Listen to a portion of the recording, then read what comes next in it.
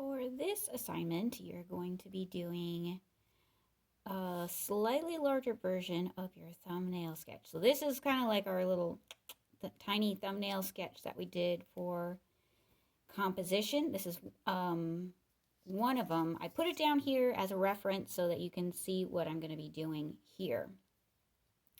I picked the L shape composition on mine, but you can pick whichever composition you like out of the 4 that you did. Pick one, and then you're going to make it larger, 4 by 6. This is not an exact size. It does not have to be exactly 4 by 6, but this is a pretty good size to make it a little bit bigger. And after we draw it, we also want to make sure we're adding values. So in the tiny one, I didn't require that you add values, but in this one, I would like you to add some different values: lighter, medium, darker. I'm going to use some different pencils, but you can use just one pencil if you like. And if you need to practice first, you can. Right? If I press really lightly with the pencil, it's going to be light. If I press a little harder, it gets darker. If I press harder than that, it gets darker still. So if you need to practice a little bit beforehand, you can, before you're putting it on here. But if you already know about shading, you don't have to practice it.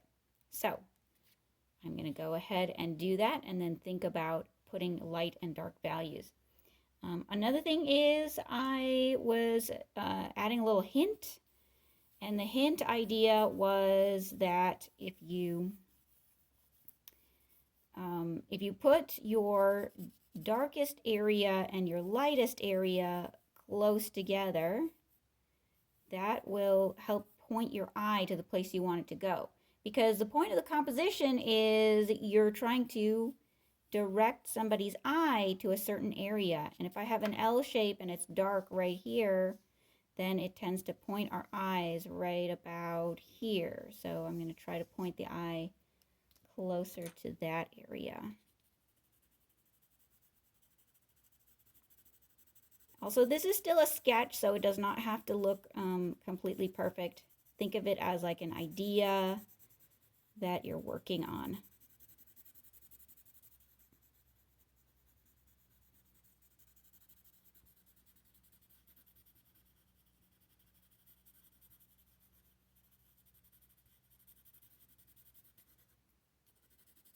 Trying to add some shape to my tree here so it doesn't end up being like looking like a popsicle stick tree, right?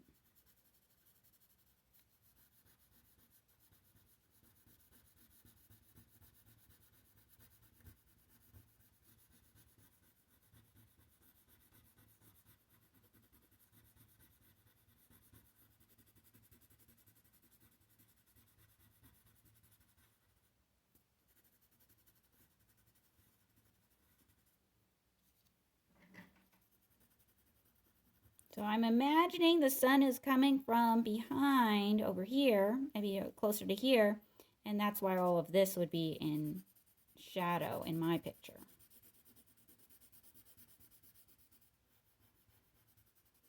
Right? If the sun was coming from behind me, the artist, then this all would be lighter, and then this would also stay light.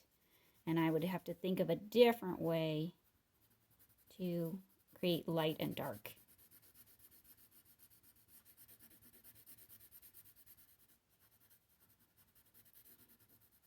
The point of me making the ground just a little bit uneven here is just for interest. Instead of a completely straight line, if I give it a little curve.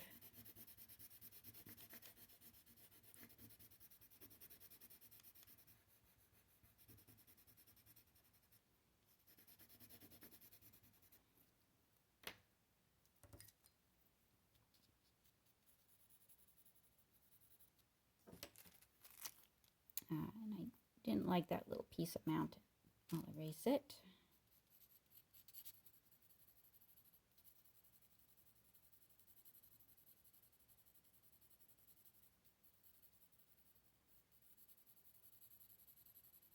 things that are going into the distance tend to look lighter in value.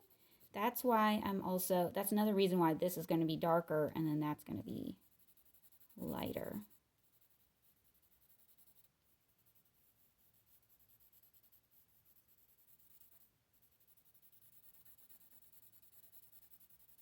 If you're doing a still life that's close up, then of course the atmospherics won't apply to it. But you can still think about light direction. Where's the light coming from? And is that helping to point your eyes? Super light.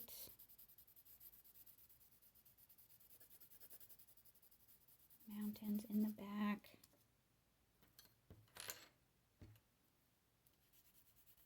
Put a little more distinction here between the mountains.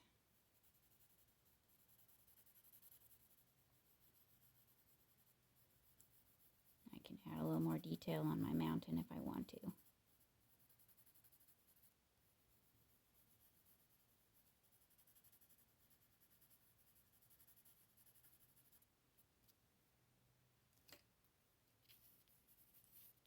And I wanted to give it a bit of a cloud.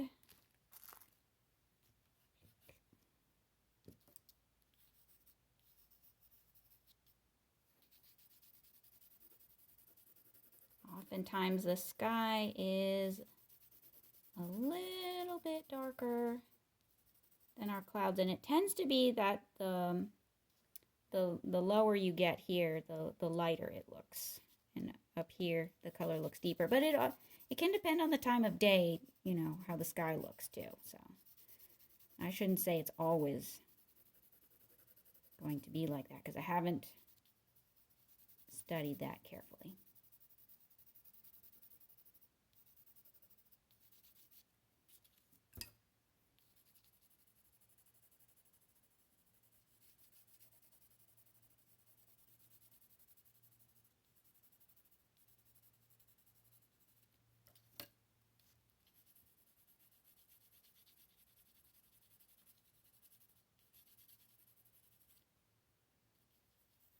Maybe there's a little bit of shadow right here on the cloud.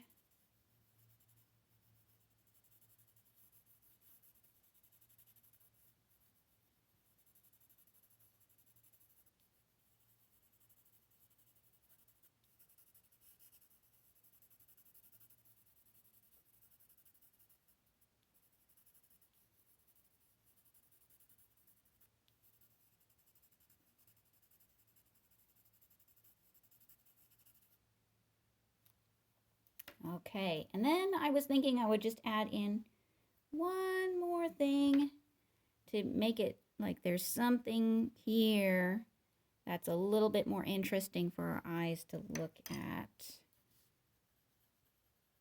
Because if that's going to be my focal point, maybe I need just a couple more details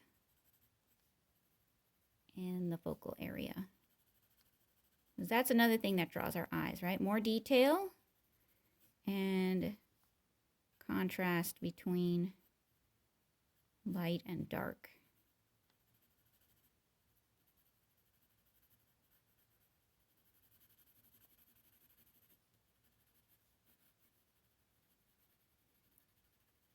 Okay, I know that doesn't look exactly like a real mountain because I'm not using a reference. I'm just kind of using my imagination here.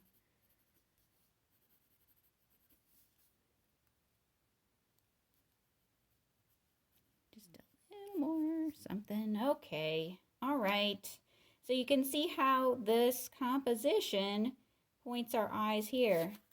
And you can check and see, like, you may not have one of these at home, but you can always look online and find a light dark value scale, and you can see like, okay, did I get different light and dark values? Did I get some really dark areas, and did I leave some really light areas, and do I also have some medium areas in here?